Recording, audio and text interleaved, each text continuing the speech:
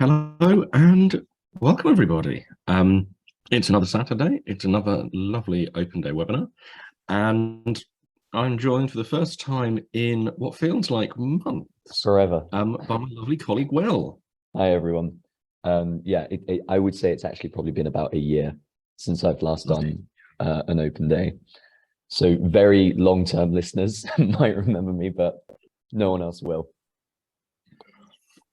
It's a good point. So there, that's a good cue actually. So probably many of you have been coming to these for weeks and weeks, in which case, stop, don't do that. And will know me already. But for those of you who don't, my name's Matt. I look after the research side of things here at UniAdmissions.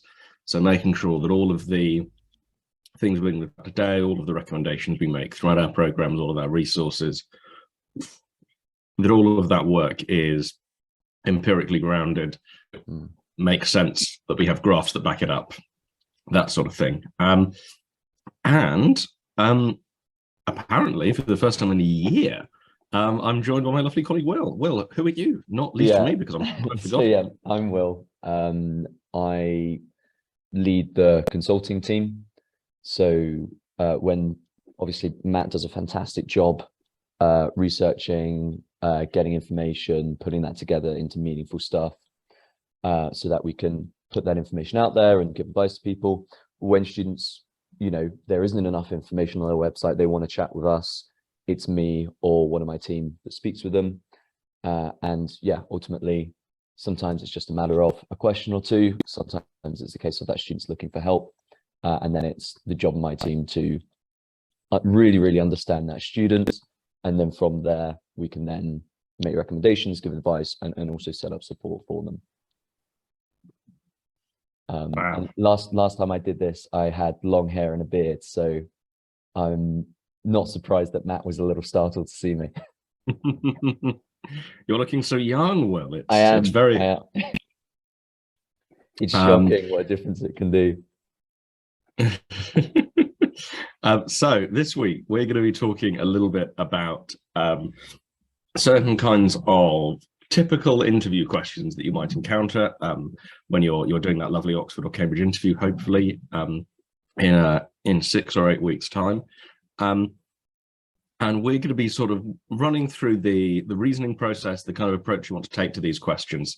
So it won't so much be that we're giving you the answers, but that we'll be showing you how you want to go about tackling a question, understanding the kinds of paths of reasoning, the kinds of examples you want to be using, giving you kind of a little bit of a look under the hood of how these questions work.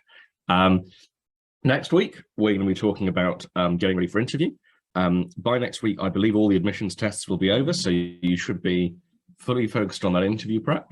And this is something I'm sure we'll come on to mention later again, but you really want to be getting that interview prep, starting now, ideally already having started, because waiting until that invite comes through is going to be too late. You're not going to be able to, really transform, really improve your process if you've only got 6 or 8 weeks to do it, because it isn't very well. 6 or 8 weeks, I think we can do something, but 2 weeks, maybe a week, 3 days, a bit late. It gets harder, yeah. Guys, one thing that I think not all students are aware of is, Oxford and Cambridge will kind of give you 5 to 10 days notice. It can be, I think for mine, I think Oxford gave me a week. So a lot of people, particularly international students, have the very sensible approach. Well, once they ask me to interview, I'll then start preparing and get ready for it, but they don't realize how short a time frame they'll have. Yeah, it really is a very compressed timeline. So we're going to be looking at, I think, half a dozen or so questions today. I haven't completely decided. I've brought quite a few. Yes. But we've got questions on medicine, physics, psychology, economics, history, law, and maths. Now, hopefully between us, Will and I will be able to tackle all of these questions, but if you have any particular suggestions as to how to approach them, please do drop them into the chat, and that will be helpful, because believe it or not, we don't have 4 degrees each. No, No. working on it. Yeah. And it is unusual for someone to be an economist and a lawyer and a doctor and a historian. Generally speaking, people don't do that. You occasionally meet someone who's a doctor and a lawyer, but it's they tend to become coroners. Did you know, Will? I didn't know. Yeah, you have to be a doctor and a lawyer to be a coroner, apparently. So what a interesting to do 2 such interesting disciplines and to end up as a coroner. I think is quite a strange career path. But there we go. Yeah, we need coroners. So yes, but yeah, I wonder if the money is good, because that's a lot of training. It's worth saying as well, guys. Sorry to cut you off, Matt. But if you do have questions about the questions as we go through them, we will do a Q&A at the end. So, there is a Q&A function. Do pop any thoughts or things that you want answered in there. We won't answer them as they come up, but what we'll do is we'll go through sort of what we want to talk about today. And then at the end, we'll go through them and try and answer as many of them as we can. Yeah, and that means that if a lot of people have the same question, we only have to answer it once. Yeah. And if we're lucky, some of the questions will be answered in the slides. So we won't have to answer them at all. Very occasionally, I managed to pull that trick off. Now, not every one of these questions is going to be relevant for everyone here, but the principles that we're going to be looking at are going to be broadly applicable across subjects. But in the meantime, if you'd like to keep yourselves busy, if you're really not that interested in history, then do Rohan's difficult maths question, which he likes to torture us with. So there you have it. Using the numbers 1, 3, 4, and 6, you get to use them once each, and you're only allowed your 4 basic functions of subtraction, addition, multiplication, and division. Can you make them into 24? I can never do it, and I know the answer because it's on one of the slides later on, and I still can't remember how to do it.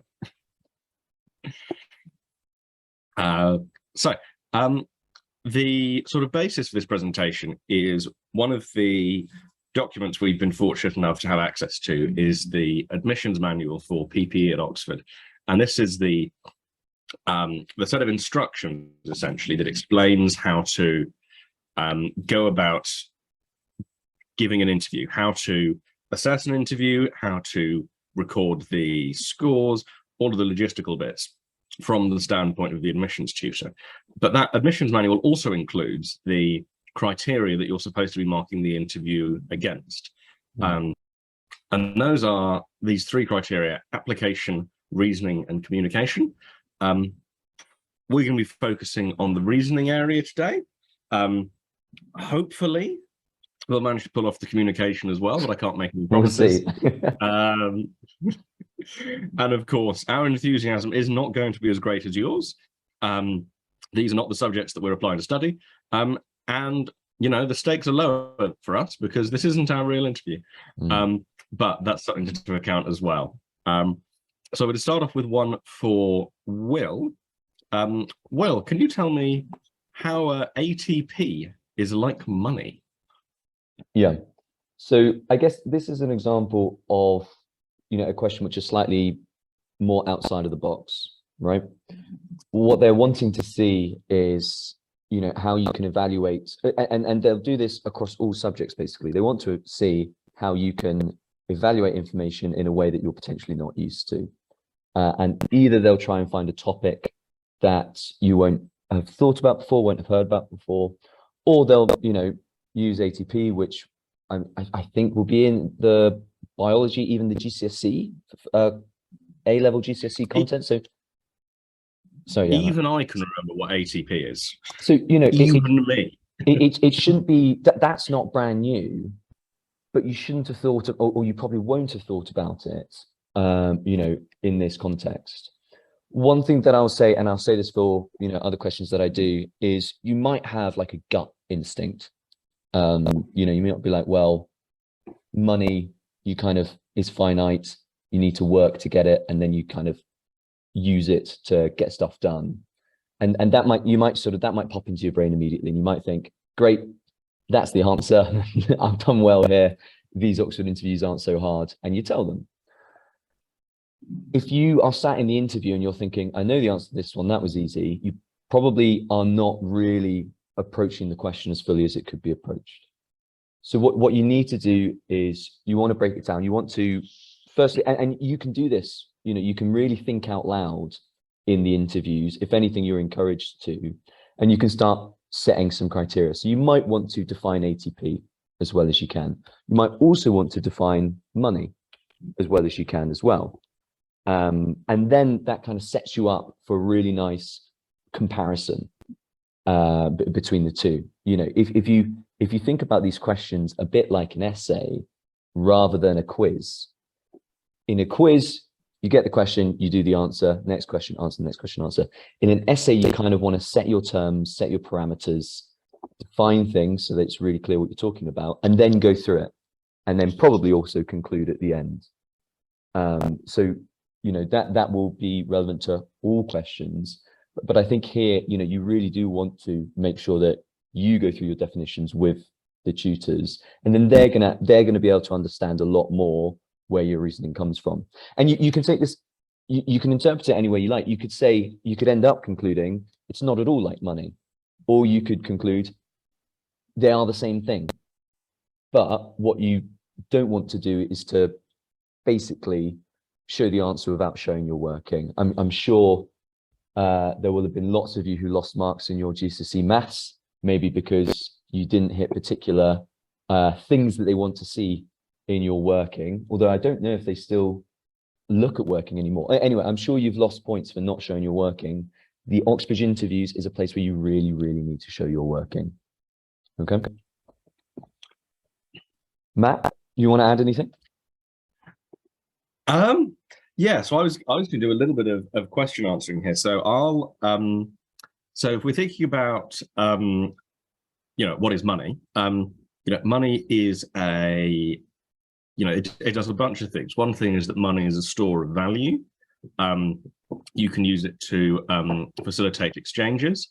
But as you mentioned earlier, money is something that you have to work for. You know, you can't just get hold of it.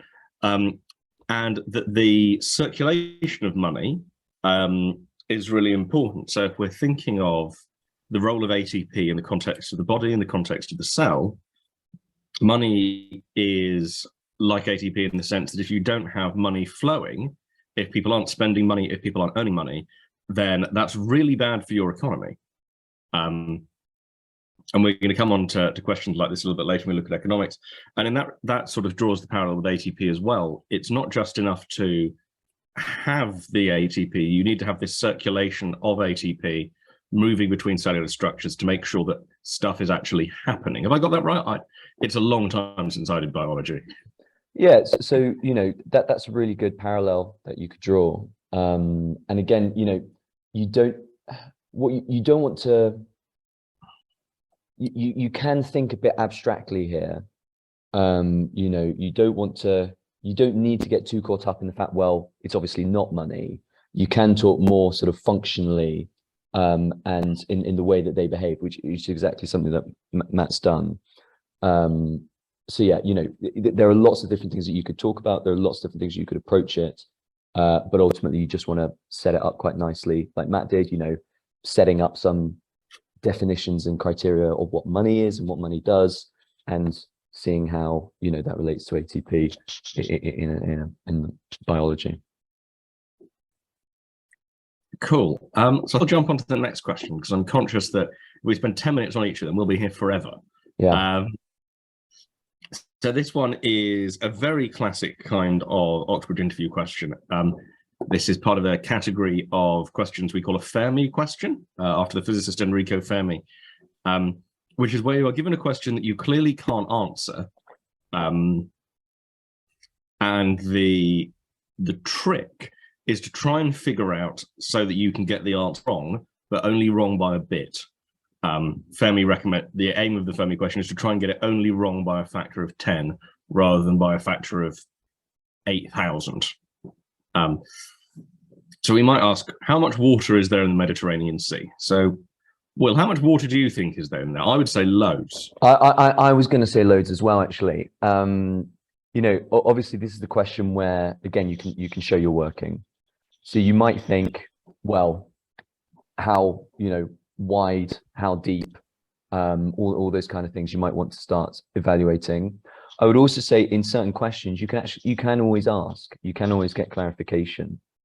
So, you know, this is something where you might want to have a bit of a discussion with your tutors. You know, you could say, can we assume that for the purpose of this, it is effectively, we'll take the assumption that it's effectively a rectangle, you know, to help with this.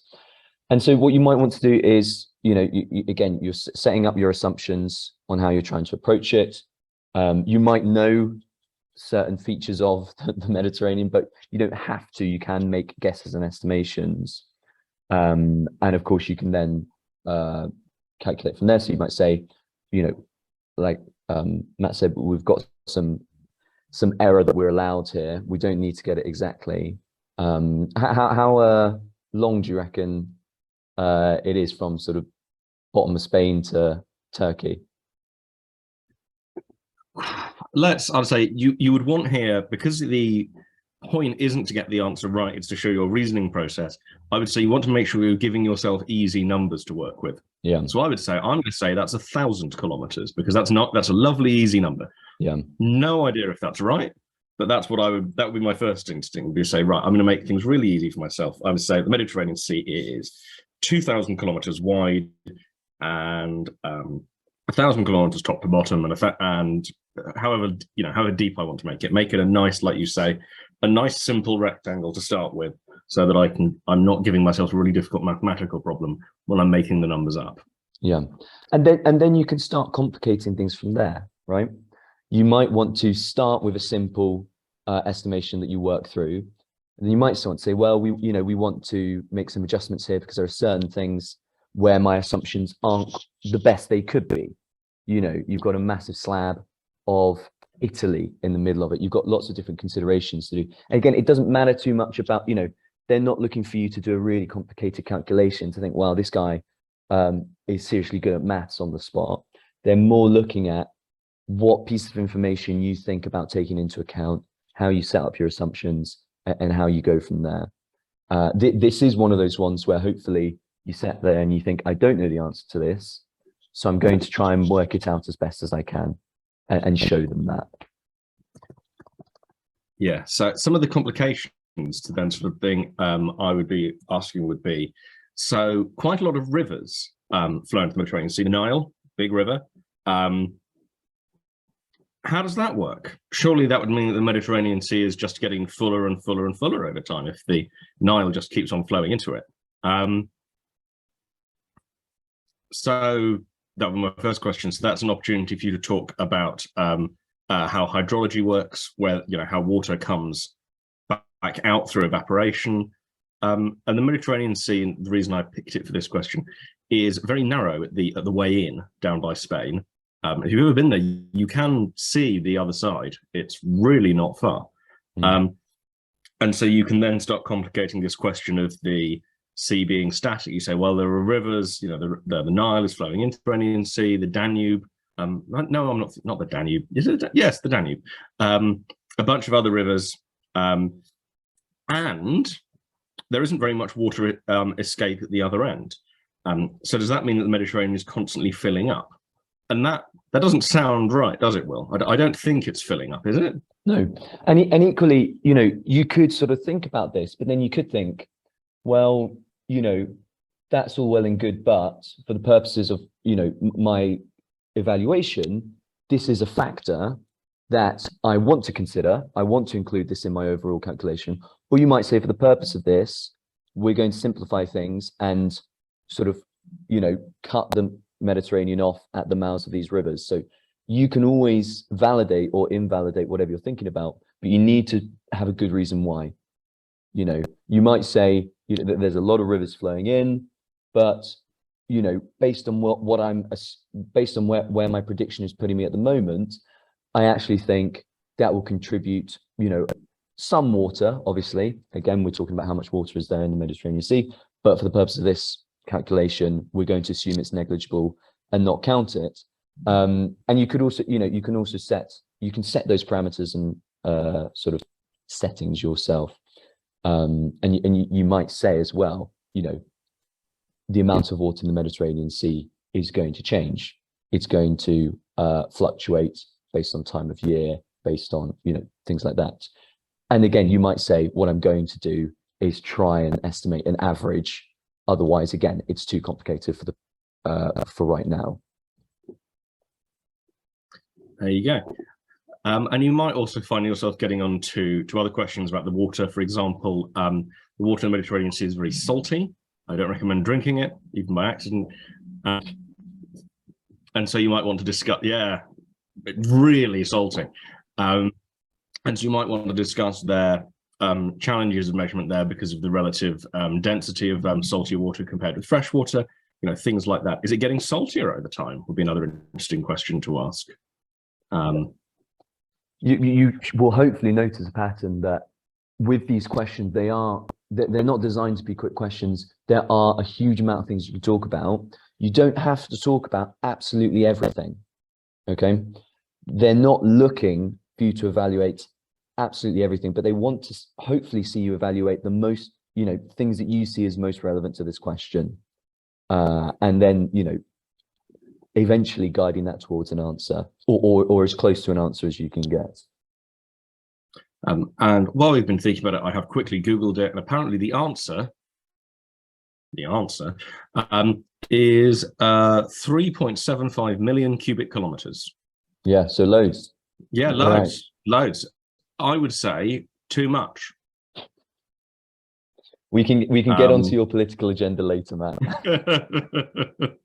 Supposedly, I don't think it ever really got anywhere. But there was briefly a scheme in the 1930s to drain the Mediterranean and make it into farmland. I've heard about this. That would have been a lot of water to move. It would, and given how salty it is there, I think it probably wouldn't have made for good farmland either.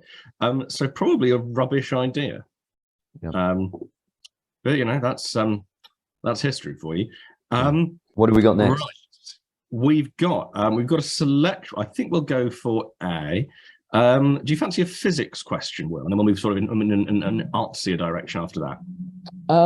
Have you got? So people don't know, my background is I did an undergraduate in psychology and then a master's in neuroscience. Have we got something psychology E, neuroscience E? Oh yes, yeah, we've got one of those. Let's see how you like the look of this one.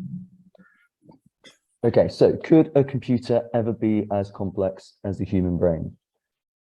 So again, you might have a gut instinct based on, if you are interested in applying for psychology, you might have already read some things, looked at some things, and you might think automatically, no. Or you might think, yes. Again, you don't want to jump into just saying that. What you want to do is start by sort of setting up the question and setting up your answer. So could a computer ever be as complex as the human brain? You might want to first sort of, you could split this into two things, right? One, you could have a computer that is sort of structurally, anatomically as complex as a human brain, or you could have a computer that's functionally as complex as a human brain. And there's an argument to say that those two things aren't completely separate. Those things will be linked in some way, but this can be quite a helpful way in terms of breaking it down. So if we start structurally first, and it's worth saying, actually, computationalists, lots of cognitive neuroscientists will use computers as analogies for the brain, and they'll use it a lot. So this isn't ridiculous, and actually this is something which I think is always it is on people's minds at the moment. But you might break it down structurally. Ultimately, what is a brain? A brain is effectively, in its simplest forms, it's a set of nodes. It's a set of interconnected nodes that all link up. A hell of a lot of nodes. And so could a brain ever have as many nodes? Could a computer have so many nodes? There's no reason why there would have to be a limit on that. Okay, so you could say sort of in this soft evaluation of what a brain is, it's possible that a computer could reach that level of complexity from its core structural basis. And then you might say, well, if it does that, will it be functionally as complicated or as complex as human brain? And the answer would be at that stage, no. One of the things that makes a brain particularly complicated is each of these nodes are dynamically and consistently adjusted over time. So that actually adds a huge level of complexity. And again, so then you'd set that up, you'd say, well, this is another sort of important defining feature of a human brain. Is there any reason why a computer can achieve that? And so that's what you want to do. You could say, and what you probably come to at the end is a summary that, you know, a computer could be as complicated as a human brain to a certain degree, or on certain features in terms of at certain definitions. But you might get to a point where you say, for whatever reason, and this would be based on your own evaluation, there could be a limit. You might say there is no limit. You might say that computers will definitely be as complex as a human brain and will supersede the complexity of human brains, but you need to sort of demonstrate that. You need to set up some definitions. You need to make some comparisons and work through it, basically. What do you think, Matt? Could there be a computer ever as complex as your brain? I don't think my brain's setting a very high bar. What I was going to touch here was, you approach this from a very abstract perspective, but I was thinking about instances where where this has been tested. So I would have been thinking first of all about AlphaGo, the computer that plays chess. Chess and computer development have sort of been intertwined for a long time. I'm sure you're too young, Will, to remember when Garry Kasparov played. I was going to say Kasparov, yeah. But for a long time, you know, that's always the challenge. That's what these sort of computer scientists are working towards. They're thinking, right, we want to make a really clever machine. How do we show that it's the cleverest machine ever? We'll make it great at chess. I think that's great. And the interesting thing there is that computers are now much better at chess than people, way better. Wasn't it with Kasparov? Didn't he draw or something? Yeah, there were a couple of draws. I don't think Kasparov ever beat Deep Blue in that series, but I can't remember exactly. Okay. But the advances in computing are such that you can quite straightforwardly get a chess computer that's better than Deep Blue on your phone. It's called Stockfish, is the most easily available one. And also that computers are now so much better than humans at chess that sort of been turned into two separate areas. So there is still computer chess competition, but you'll have seen from the cheating scandal in St. Louis over the last couple of weeks, any intervention, any suggestion that a human player might be getting tips from a computer is the depth of cheating in chess. Yeah.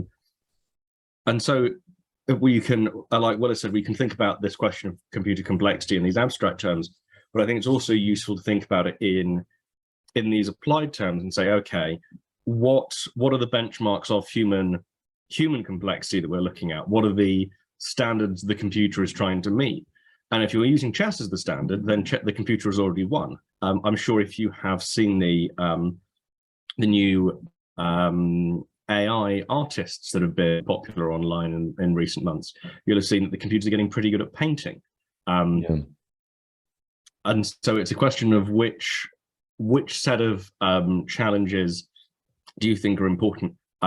Because I think there's a temptation with this one to try and fudge it in favor of the humans. Because I don't think we like the idea that the machines are outsmart us, but they're definitely better at chess than we are now. And I think, you know, that's a really good approach as well. You know, you can have a look at these sort of different functions where computers can outperform humans. And like you say, obviously we tend to err on the side of, well, actually human brains are pretty good anyway. But you might, and so based on that, you might say, you know, these are individual examples where a computer can outperform a human on one thing, but that computer probably couldn't cook Garry Kasparov's lunch as well as Gary, you know, I don't know how good a chef he is. You know, what makes the brain complex is its diversity. But then you could counter that and you could say, actually, AI and machine learning is coming on leaps and bounds very rapidly. So you are getting computers that can do lots and lots of things rather than just one thing. And, you know, don't just have to be programmed to do one thing, can kind of be programmed to learn whatever you give them. So you know, there's so many different ways that you could approach this, so many different things you could talk about. You don't want to rush into an answer. You want to sort of evaluate it in different ways. At the end, give some kind of answer. You know, they don't then want you to say at the end, so my answer is yes, or my answer is no. It's still not a yes or no question, but you do want, you want to conclude all your musings and your evaluations. And one thing that's really important is if you start evaluating something, and in the process of evaluating something, you think, actually, no, this is a terrible line of reasoning, you need to say that, okay? Don't try and hide it. Don't just carry on down this line of reasoning and conclude anything based on it. It's absolutely fine. And if anything, commend it. If you realize something is wrong and you say, actually, I don't think that's right anymore because of X, Y, and Z. So let's leave that out of the discussion. We'll come back to the main argument. And I think we see one of the things that, I don't know if it's a marking criteria or just feedback, but one of the things that Oxford and Cambridge tutors are looking for is the ability to leave a bad line of reasoning once it's realized to be bad, and to move on to something else rather than just getting entrenched and doubling down. Yeah, absolutely. As with our chess example earlier, if you had been arguing that the human brain is much more complex than a computer on the basis of how bad computers are at chess, you would have found yourself in a tricky position there quite quickly, because that is a fairly well-known and well-established thing, how good the computers are at chess. Yeah, and you can always ask, and the tutors might add more information on, right? It's not just a matter of ask the question and then silence for 25 minutes or however long the interview is while you sort of ramble through. It's very, you know, it's a lot of call and response. And if there is insufficient information in the question, you can say that and say, what about this? You know, what don't we know here? There was one, when I was at Christchurch, you would often sort of help, we'd be paired with a couple of schools, they'd visit, you'd give some practice interviews. There was one question which was basically a summary of like the results of a research paper looking at sort of development in sibling families and single child families. And the admissions tutor would say, what can you conclude from this result? And ultimately, you can't conclude much from the result because you need to know more. You need to run more experiments to determine what factors were involved. And so absolutely, you can go through and you can say, you know, it could be this, it could be this, it could be this. But ultimately, you need to say, realistically, I don't know yet. Did they control this variable? Did they do this? What would happen if they did do this? What kind of results would happen? And you know, you absolutely can ask qualifying questions. Don't be afraid to do that. Wow, thanks, Will. As Will mentions, one of the challenges in psychology is that people don't like it when you do an experiment on their children. So look, you need to get permission. Permission's important. And similarly tricky is empirical economics, because people don't like it when you do an experiment on their money. If you decide that you're going to change how much money people have, they do not like it. And one example of having people's money change is, of course, the introduction of the euro.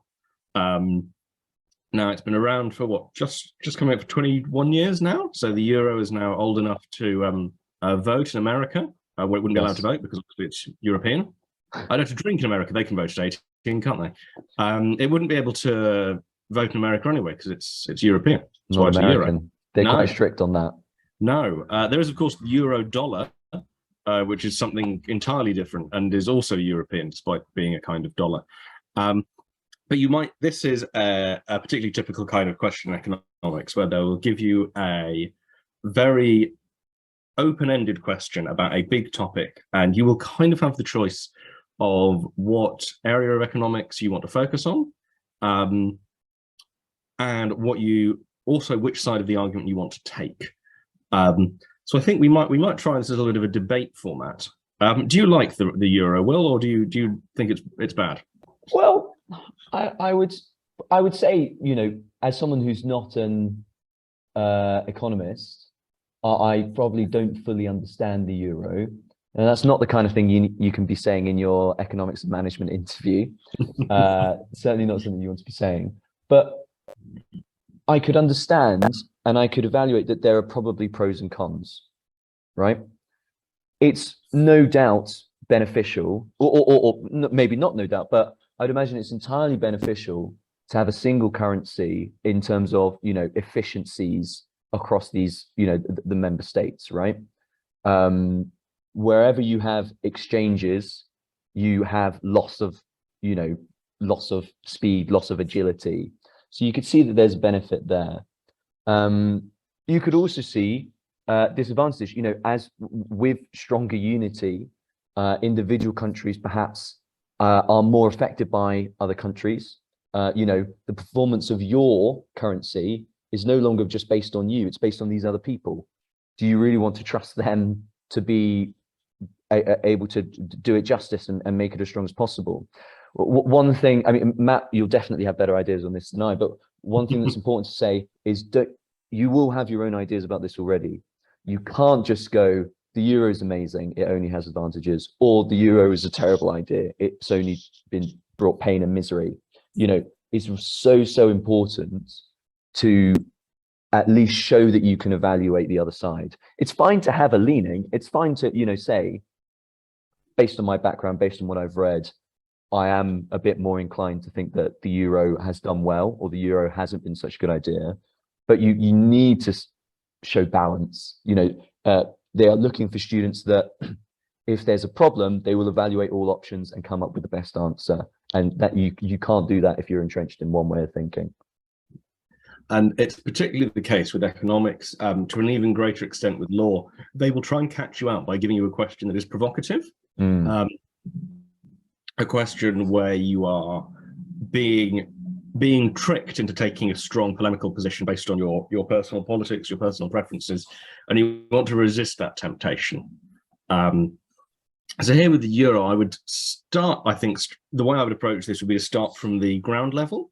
So I would say, well, I've had this personal experience of the euro. I've been to Germany, I've been to France, I've been to Luxembourg, wherever, and actually it's really convenient that I don't have to use the currencies. I'm going between these places. It's really helpful that I can compare prices in a straightforward way. So I know that things are expensive in Luxembourg compared with France. I know that Y is cheaper in France than it is in Germany.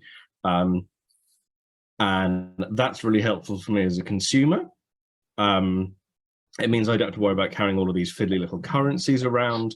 And it makes, interrailing, for example, all that more pleasant, because I don't have to deal with problems of that type. And then you can kind of take a little bit more step back a little bit further and say, for the and in terms of the the politics of it, like Will mentioned, it facilitates this kind of cross-border unity. It makes it much easier for these different economies to integrate with each other.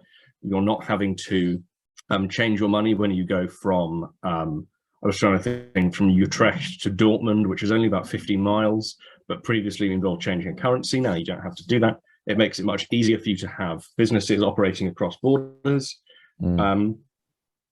But you might turn around on the other side and say, okay, these are all some of these are theoretical advantages of the euro. Some of them are things that are a little bit kind of aesthetic and unimportant. Is it really that important for me to not have to change money? Yeah. Just go to a bureau de change, Matt. Get over it. Yeah.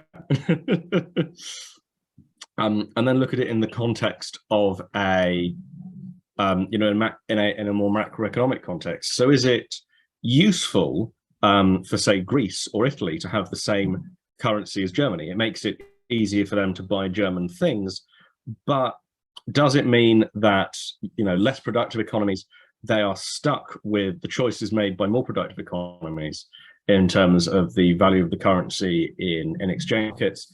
Does it make it harder for a Greek company to offer a particular good or service when you can get that same good or service from a German company that's able to produce it more cheaply, more efficiently? Does that slow down economic growth in Greece compared with Germany, because everything is priced in the same currency. Whereas if you had a different Greek currency, you could use your autonomy there to change that. Yeah, so I think that's a really good way of approaching it, right? You can break this question down into sort of from a consumer perspective, and then more sort of from a policymaker's perspective, from an individual business's perspective, from an overall country's perspective, and of course, advantages and disadvantages for who. That's the main thing that's one of the main things that you want to consider. I would say, and I imagine you'd say the same thing, Matt. What you don't want to do is accidentally start answering what are the advantages and disadvantages of the European Union, because you can have a European Union without the euro, and you could also have the euro without the European Union.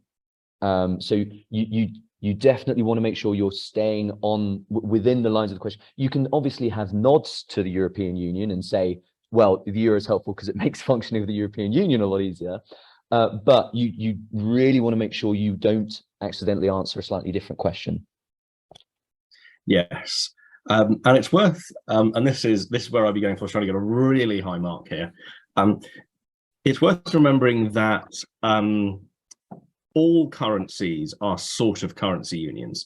So there are places in the world that have currency unions, like Will mentioned, that don't have unions, like the Central African franc, which is used in Cameroon and Togo and a few places around there.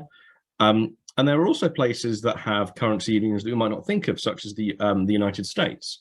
It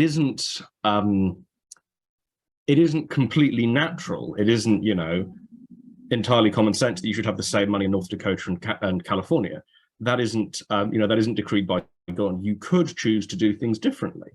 Would there be economic advantages, for example, for there being a different pound in less developed parts of the UK that could be then used in a way to encourage investment? We talk a lot about, it's come up a lot in the Scottish independence debate, whether or not Scotland should keep the pound. What would be the advantages of joining the euro for Scotland? What would be the disadvantages of joining? What happens at the edge, where you have a zone where there's a different currency on each side of a border? What strange things happen in that space when you can make decisions about the currency you're working with by only moving a few miles up or down the road? There are a lot of interesting questions there to get into. And the nice thing about this question as well is, we still don't know what all the disadvantages and advantages of the euro are.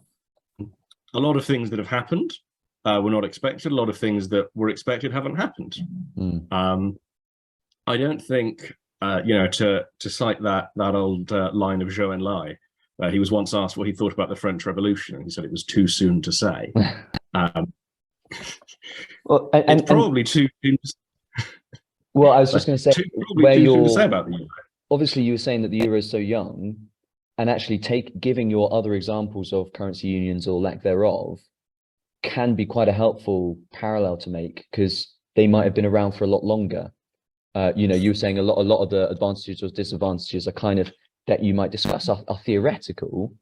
But if we look at a place where it's been around for much longer, then we can kind of have a sense of if these theoretical advantages play out in real life. Yeah.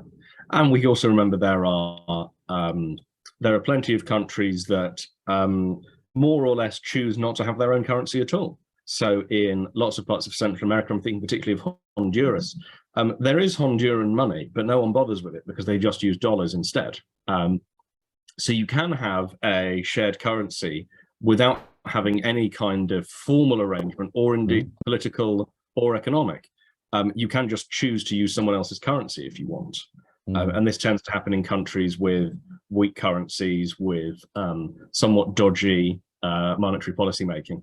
But if you go to Honduras, Argentina, Sri Lanka, there are lots of places where people will be much happier to deal with you in dollars than they will be in whatever the local currency is, which is always an interesting phenomenon when you experience it.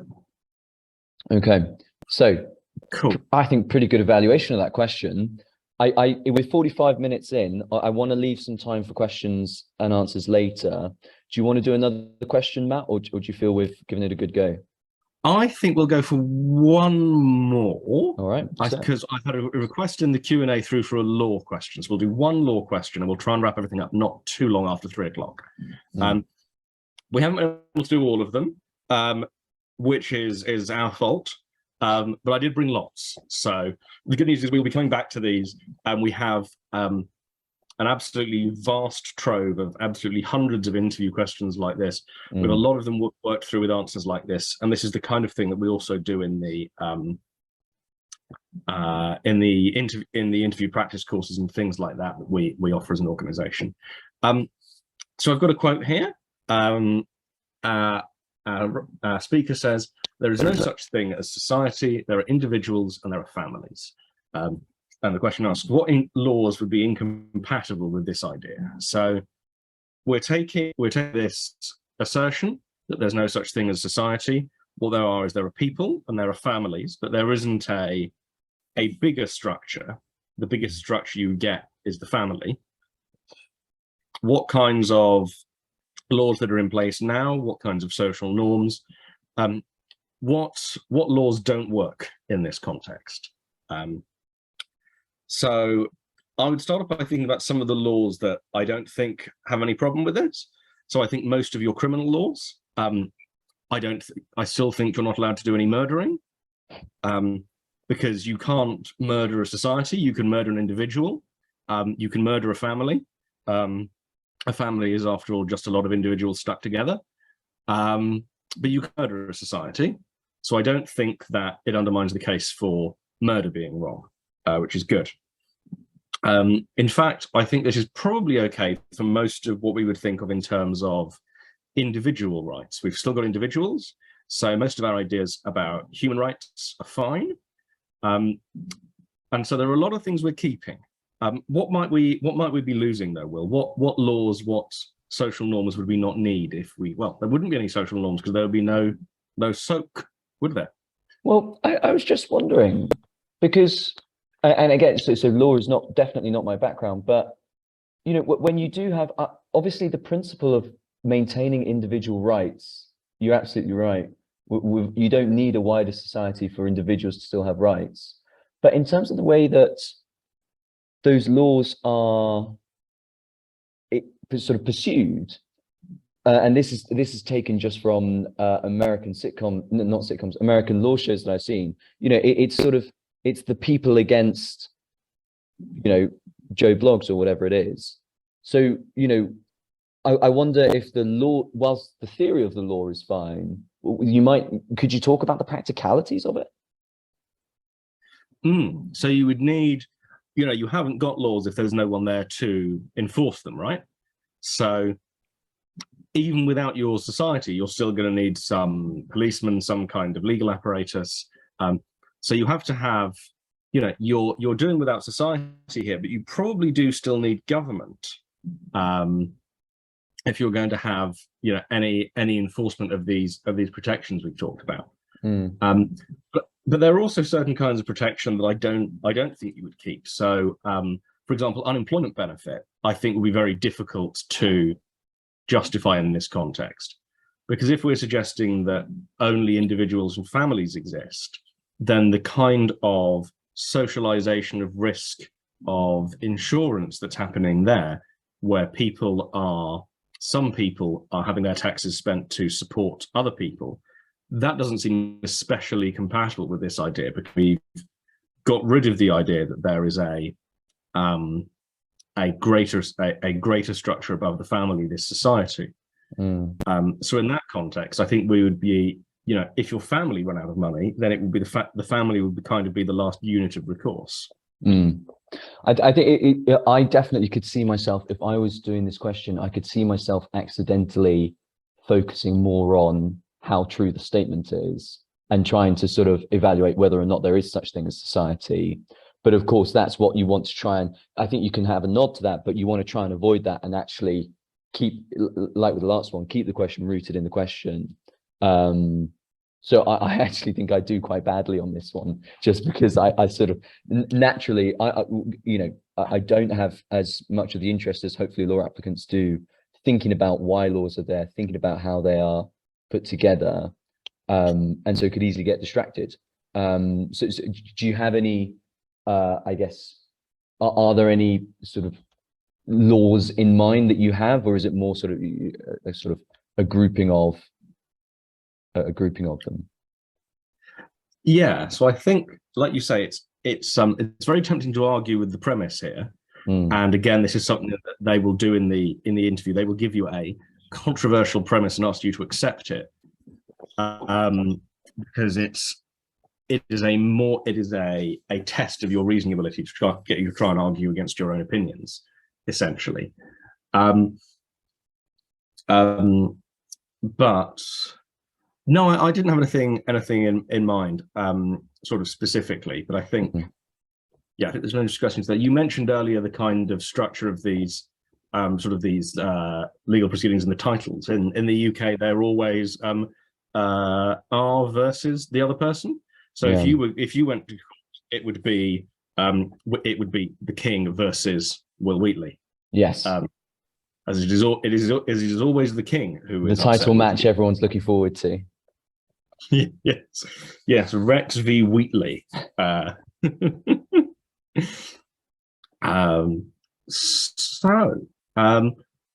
think what we'll do is we'll call it a day there for questions. I know we've had a couple of requests for more. We will come back to them. We will do more questions in this format, I'm sure, over the coming weeks before the interviews themselves. But I just wanted to leave you all with a few sort of big picture tips as well. These are sort of drawn from my experience of the interview, and I would say, make sure you read everything on your personal statement. If you put a book on there you haven't read yet, do read it. They might ask you about it. I got asked about my personal statement, and I hadn't read it in a while, so it wasn't as if I'd made anything up. But it's just, when you haven't really been thinking about something for a while, and they asked me about it, and it took me aback. So I definitely would avoid that if possible. Yeah. You want to make sure you're showing the depth of your knowledge where you can. This goes in with a personal statement. If you've mentioned a book in your personal statement, make sure you've read it. Make sure you have interesting things to say about it. Take that as an opportunity to show the depth of your knowledge so that you can also show your reasoning ability later. As well as talked about, stay calm. If you need to, take a break, as we've both been doing. Have a drink. Compose yourself. Don't rush. Don't bullshit. If you don't know the answer, that's fine.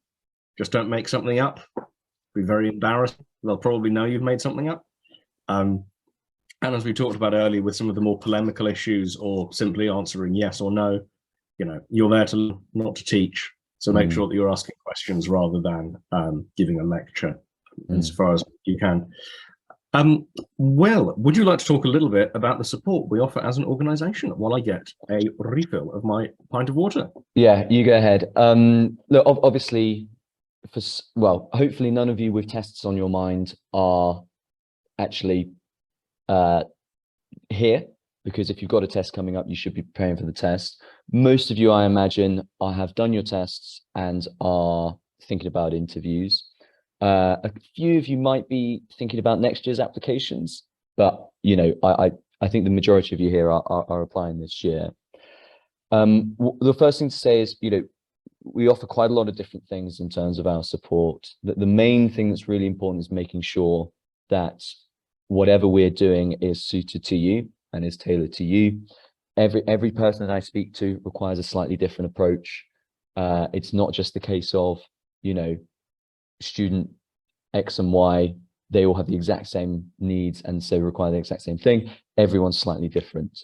So we always speak with our students. We don't take on any students that we haven't spoken to, because me or one of my team really want to make sure that we're doing the right thing and doing the best thing for you and your application. What I will do is sort of explain some of the things that we do.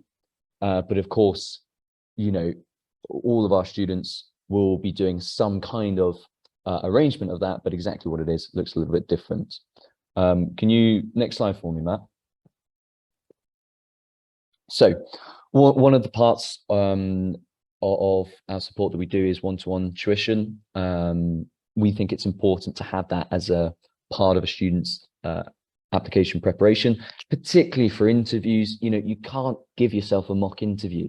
It doesn't work. I've tried. It's really weird, and I don't think it's very helpful for you and your application.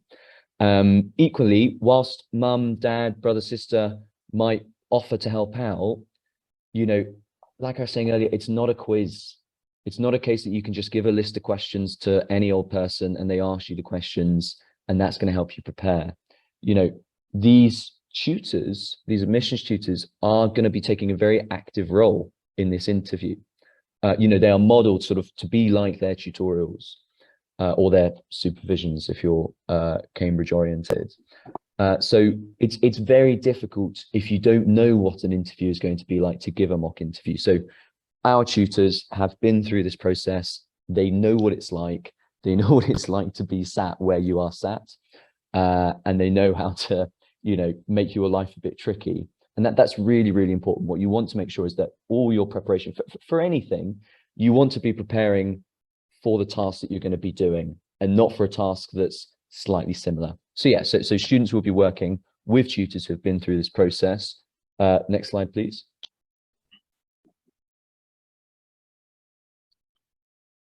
Outside of those tutorials, you know, we expect quite a lot from our students. We expect our students to be driven. We expect our students to want to work hard. You know, if I'm speaking to someone and they're interested in applying to Oxford or Cambridge, and it's apparent to me that they're not going to work hard, not only does that bring in questions for me as to whether or not this application is going to go well, it also brings, you know, doubts in my mind whether or not Oxford or Cambridge is the right place for this person. But outside of those tutorials, you know, we are wanting you to work away, thinking about practice questions, doing reading, sort of doing, you know, going through the feedback from your interview tutorials and your mocks, all these kind of things. Obviously with, you know, tests or personal statements, there's lots of resources for that, anyone for next year. But for interviews, we really do expect you to be putting in time outside of that one-to-one time. It shouldn't be the case of you're only thinking about interviews when you've got a tutor there making you think about interviews. You really should be thinking about it as much as possible. And so we make lots of resources to help you do that. And of course, the kind of questions that we've been talking about today, like Matt said, we've got huge collections of those that we've gathered over the years. Next slide, please. We also do enrichment seminars. Obviously, we want to help our students explore their subjects as much as possible. You know, it might be that you're doing your subject at A level, it might not. Either way, you want to be diving into it way more than you have so far. And so part of that comes from, we have these all through the year, basically. We've got our tutors giving really high level, sort of university level seminars on a huge range of topics within each and every subject.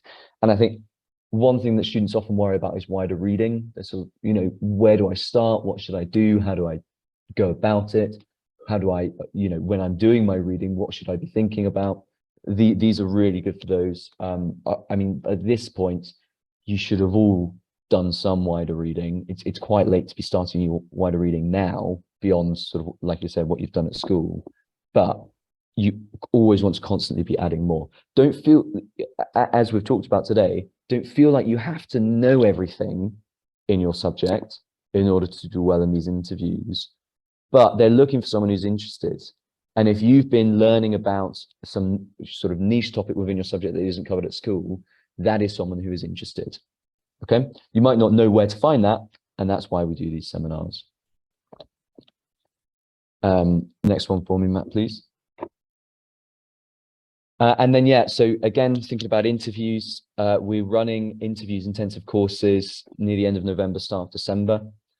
These are really designed, so by that point, you'll have been doing some interview prep, you'll have worked away on things, and hopefully you're feeling pretty good.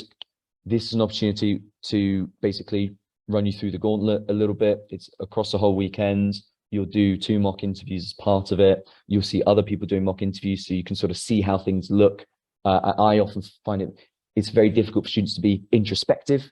You know, when you're doing a mock interview, you don't really know how your gestures come across. You don't really know how long your pauses are, because you might think, oh God, I've been quiet for really long, when actually externally, it's a perfectly normal amount of time to just wait and think. And so getting that feedback from watching other people is so, so important. And yeah, the idea for our students is you do this, you do your preparation, you do the intensive course, you have your interview a week later or 2 weeks later, and you smash it basically. You know, we're not here to sort of set you up with a load of canned responses. We're here to make sure that at that interview, you're able to perform and demonstrate the best that you can be. You know, really give it the best performance you can. What is absolutely gutting is when really talented students get to interview and they fluff it up, not because they can't do it, but because they're not ready for it. I think that's my last sort of, those are the main parts of the program, or sort of things that can be in programs. I'm hoping we're going to plug the podcast at some point. Oh, I might have taken that slide out just because That's all right. That's all right.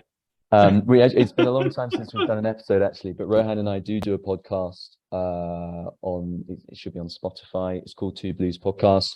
We talk a lot about, hey, thank you. So, you know, we talk a lot about Oxford and Cambridge. We talk about the application process. We talk about what it's like there.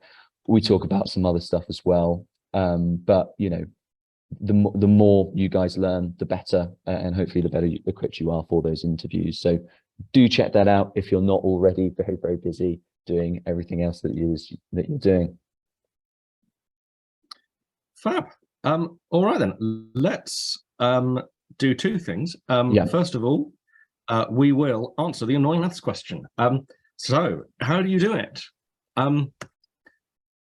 Apparently what you do is you subtract 3/4 from 1, which gives you a quarter. And if you divide a quarter by 6, as we all know, dividing a fraction is the same as multiplication. So you end up doing a quarter times 6, which is the same as 6 times 4. All right. I wouldn't have gotten that. I was thinking, no, 4 times 6 is 24, but I thought, that's surely too easy. Yeah. You have to use them all. Yeah, I suppose. Well, indeed. Otherwise, you can just go 4 times 6 times 1, and then you, I don't know, forget about the 3, cross it out. Yeah, just get rid of it. Hopefully, some of you got that when we were talking about subjects that you weren't as bothered by. Maybe none of you got it. Maybe you all forgot about it because you were absolutely blown away by how interdisciplinary Matt and I are. But yeah. Well, finally, we will now we'll answer some questions for a bit, I think. Yeah. So it's worth saying just before we get on to the Q&A, in terms of our spot, if you are sat there thinking, I have got an interview coming up, I don't think I'm ready. We really want to make sure that you are ready and you give it your best shots.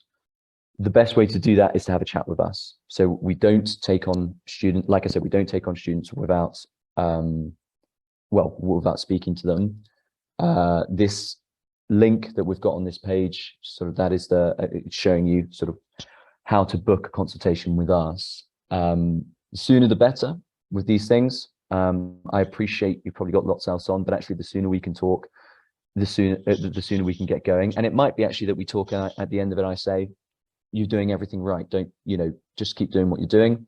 But it's always nicer to have that reassurance at the start rather than a couple of days before. We are, if you're able to, it'd be great to have a chat this weekend. If you book a consultation for today or tomorrow, it will probably be me that you're speaking to, rather than one of my team. Might be one of the team as well if I get very busy, but we should hopefully be able to have a really good chat about you and about your application.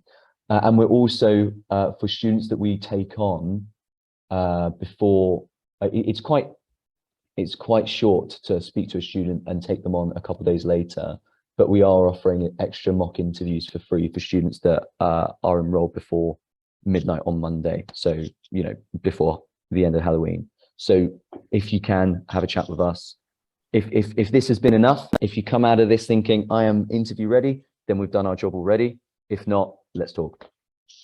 And now we'll do your questions and answers. Yeah. What a key offer. So please do drop any questions you might have into the Q&A bit. We will answer some questions.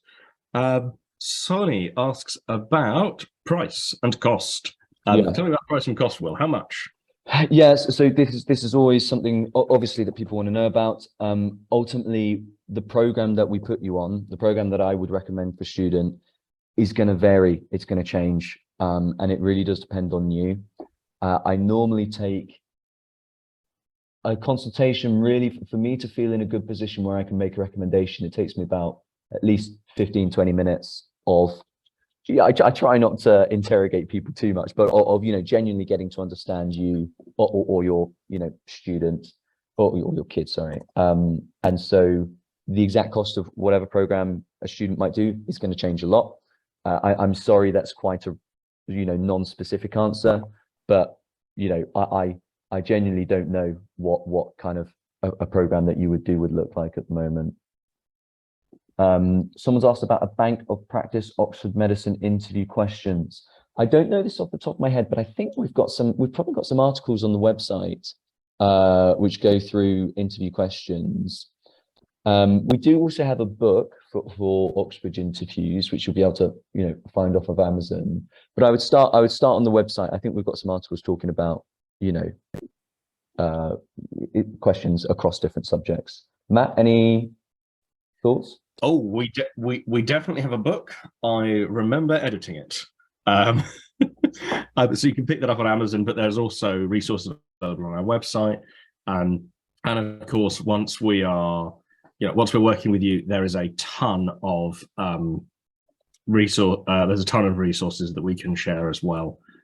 As we mentioned earlier on, we have an awful lot available. Zoe asks about what she should do if the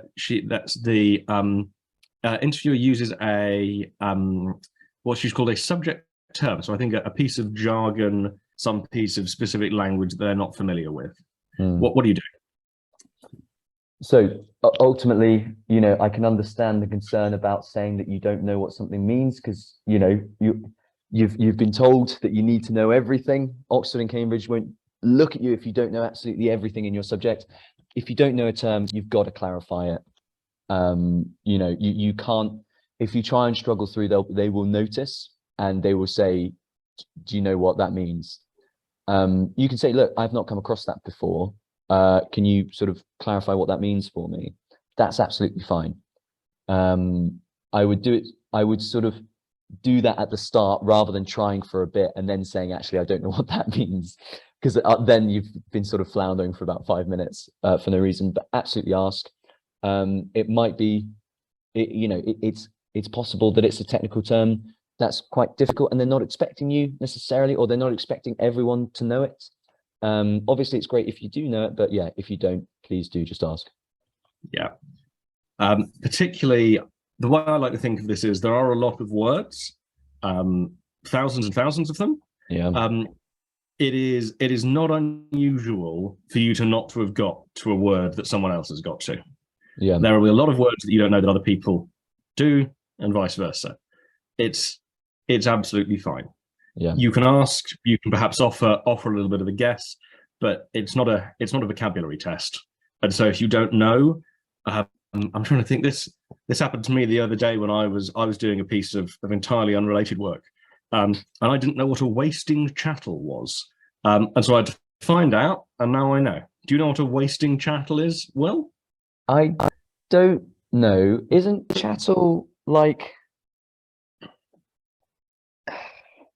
Is it like a workforce or like labor? So a chattel is something you can own and something that you can move. Okay. So a wasting chattel would be like a horse. You can own it, you can move it, but also it gets worse over time. So I was not very close then, but there we go. I think I saw no. I think I saw that the English language has the most words of any language. Would not be shocked. So Matt, you're absolutely right. There's a hell of a lot of words, and no one knows them all. We've got a question here saying, do you work with students from non-UK schools, for example, European schools? So they've got a different syllabus. The answer is yes. When we have, for those of you that are internationals, there are a few different considerations that we have when we're sort of working with you. One is sometimes there's a bit of a time difference. So we basically, that's not a problem. We basically just make sure that the tutors that we select are all able to make the time difference. There is also, as you pointed out, a different syllabus. So there will have been different things that you might not have covered yet. That does make a difference for admissions tests as well, because the admissions tests, a lot of them that are content loaded, rarely go too far above GCSE level, but GCSEs are still things that students haven't done. Some students, if they've gone, if you've gone to school elsewhere. So there may be, you know, you might not have covered the content, not because it's harder than what you can do, but just because it's different. GCSE biology does not contain all biology, just as GCSE English doesn't contain all English words. So, you know, there are some syllabus differences. Part of our support will be making sure that you're caught up. In terms of the interviews, they're not too bothered about syllabuses. So it's less of a problem, but obviously we still want to make sure that you can go above and beyond what they would expect of a student having done the A-level syllabus. So we still want to make sure that you're reading and learning about topics that are atypical to a school, you know, the UK school system. If you've covered some of that already as part of the syllabus, great. But, you know, the more is always more with these kind of things. Yeah, absolutely. It's worth remembering as well that it can sometimes be an advantage. Some countries, Hungary always sticks out as the example, have a more demanding math syllabus than the UK does. And so Hungarian students do usually well when applying for maths and engineering at Oxford and Cambridge, because they're 6 months ahead in terms of the maths they've been studying. And so, you know, it can go both ways, but it's not something that we're not used to. It's something that universities themselves are very much used to. And it's worth remembering that even in the context of UK schools, people might be doing Edexcel or AQA A-levels, they might be doing Scottish Highers, they might be doing whatever it is people in Wales. Yeah. I believe there's a slightly different system in Northern Ireland. There's a different system in the Republic. You know, there are fairly substantial variations even within the UK. So it's not as though they're going to be interviewing 20 identical A-level students plus one strange foreigner. In practice, there's a huge diversity of exam systems that people are coming in from. And Zoe asks, will she be allowed notes in her interview? I think basically the answer is no, and also they wouldn't be useful because you wouldn't know what the question was yet. I would, yeah. Are they? My understanding is that they're online this year for the Oxbridge ones, Matt. Oh yes, of course, they're still online.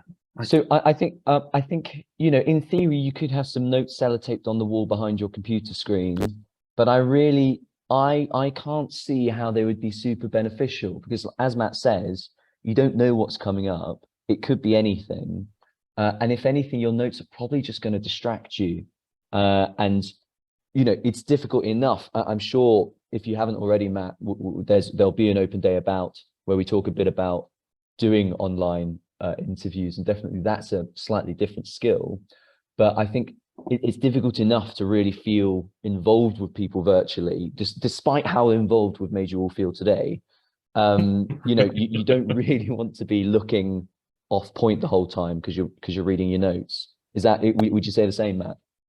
Yeah, I think taking notes, absolutely a good idea. Yeah. Have a piece of paper, a pen, make sure you're taking notes, that you're you know, mapping out your thought processes if that's what works for you.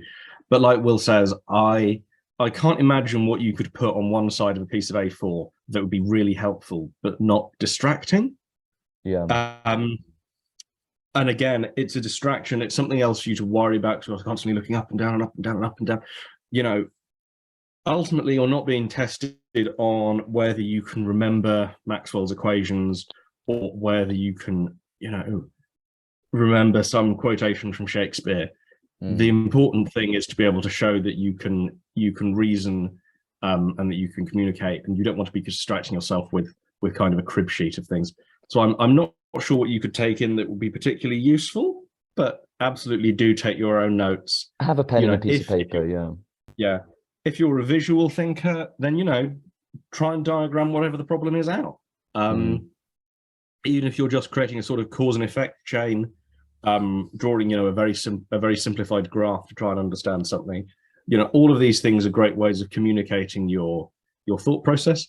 But I'm not sure what you could take in with you as a kind of cheat sheet that would end up being helpful. The one thing that I was thinking, which now I don't, but I was thinking potentially having your personal statement printed off and nearby might be helpful. But then if they ask you about their personal statement, they're not going to say, tell us about the fifth thing you talked about on your personal statement. They're going to say, it looks like you've done this, you know, how did you find that, or what did you think about it? So I don't even think that would be helpful. I think, yeah, pen and paper, have that. Don't worry about bringing notes with you.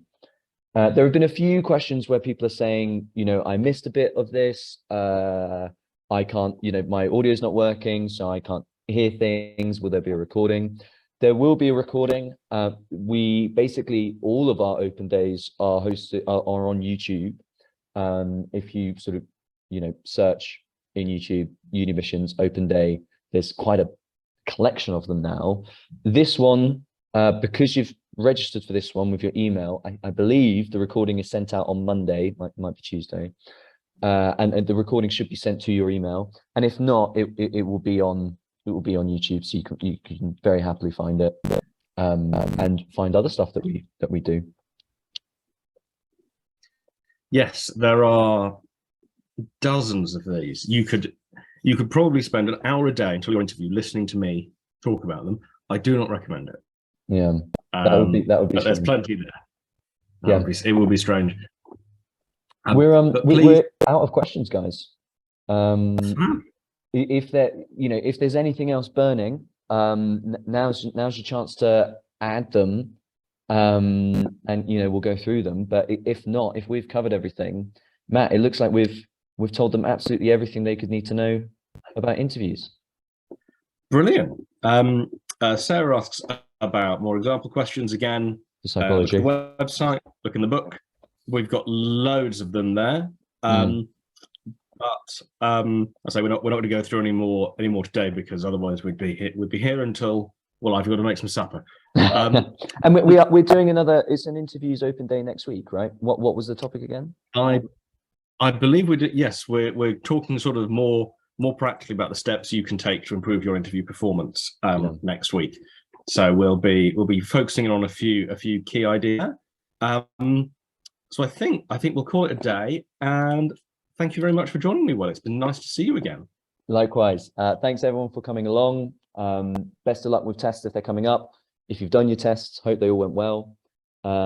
Get cracking with the interview prep. I know you've probably worked quite hard already and you might want a bit of a break, but have your break in January, have your break in Christmas. There's a much better way of doing it. Fab. All right, everyone. Have a lovely week, guys. And we'll see you then. Bye. Bye-bye.